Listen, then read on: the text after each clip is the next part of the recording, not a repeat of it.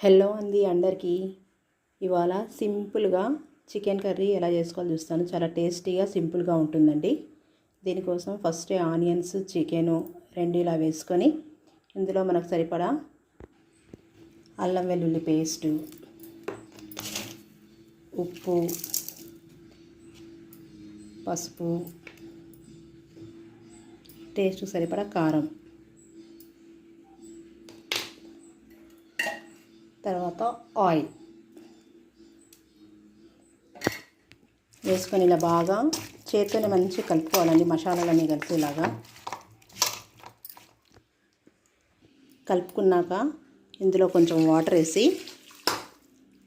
చూసారండి ఇలా స్టవ్ మీద పెట్టుకొని దగ్గరకు వచ్చేదాకా ఉంచేసి కొత్తిమీర వేసుకొని దింపుకోవడమే. కర్రీ మాత్రం సూపర్ టేస్టీగా ఉంటుంది. చూసారు కదండి ఇలా దగ్గరకు వచ్చాక ధనియాల పౌడర్ వేసుకొని